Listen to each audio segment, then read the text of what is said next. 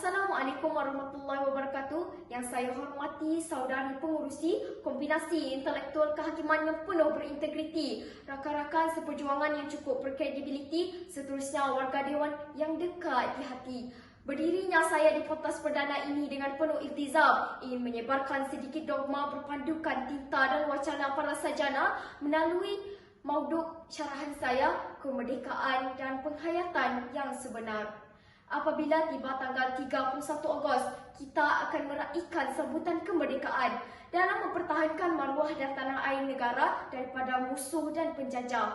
Sifat keberanian yang ada pada diri itu amatlah besar kerana membantu melindungi negara. Namun, adakah kini keberanian dan sikap seperti itu masih wujud di dalam diri kita sebagai seorang rakyat dalam sesebuah negara? Apakah makna merdeka yang sebenar pada diri kita? Kemerdekaan yang sebenar bukan sahaja bebas daripada penjajah asing semata-mata, tetapi meliputi aspek tingkah laku, pemikiran dan budaya seseorang. Maksud kemerdekaan ialah sesebuah negara mendapat kebebasan daripada sebarang bentuk penjajahan dari segi jasmani maupun rohani. Bahkan Rasulullah SAW juga mempunyai sifat patriotik yang sangat tinggi berdasarkan satu riwayat hadis. Maksudnya, alangkah baiknya dirimu wahai Mekah dan betapa cintanya diriku terhadapmu. Seandainya kaumku tidak mengeluarkanku darimu, niscaya aku tidak akan tinggal selain daripadamu. Hadis riwayat Tirmizi. Jika kita ikuti sejarah zaman pembukaan kota Mekah, kita boleh lihat banyak pengorbanan yang telah dilakukan Rasulullah SAW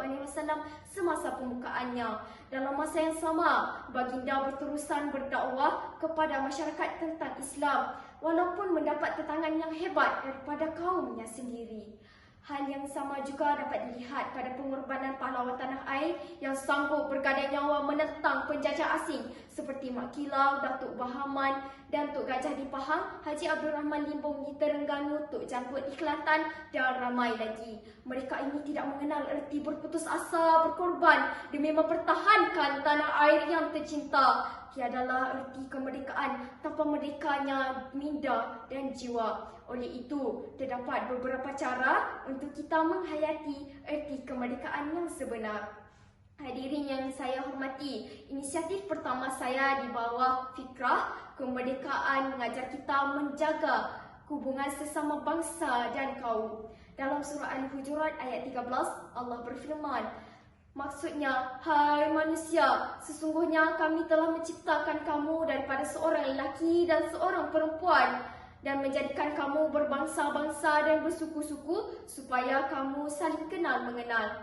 Sebagaimana yang telah kita mengetahui, Malaysia terdiri daripada pelbagai kaum, antaranya Melayu, Cina, India dan pelbagai lagi etnik lain yang terdiri daripada pelbagai latar belakang agama yang berlainan. Sebagai rakyat dan masyarakat yang hidup dalam sesebuah agama yang berlainan kaum, kita mestilah berusaha mengekalkan keharmonian dan kemerdekaan yang dikecapi dengan cara bertoleransi, bermuafakat antara sesama kaum dan bangsa. Hal ini penting kerana dengan menjaga hubungan sesama kaum inilah akan mengekalkan kestabilan dan perpaduan. Seterusnya, menjadikan rakyat di negara ini bersatu padu dan ukhuwah yang erat sesuai dengan seruan agama rahmatan lil alamin. Hadirin yang dimuliakan, seterusnya saya bawakan fikrah kedua saya di bawah lembayan kata. Kemerdekaan mengajar kita menjadi mukmin yang teguh dalam akidah. Kemerdekaan sebenar di sisi seorang mukmin adalah apabila seseorang itu tunduk dan patuh kepada Tuhannya yang Maha Agung. Hal ini yang demikian kerana Islam adalah satu-satunya agama yang membebaskan manusia daripada belenggu syirik menyekutukan Allah Subhanahu Wa Taala. Hal yang demikian, mukmin yang sejati akan sentiasa menjaga pegangan tauhid serta berusaha memperkukuhkan akidah dengan ibadah dan amal yang dituntut Allah Subhanahu Wa Taala dan dalam masa yang sama meninggalkan amalan yang mungkar.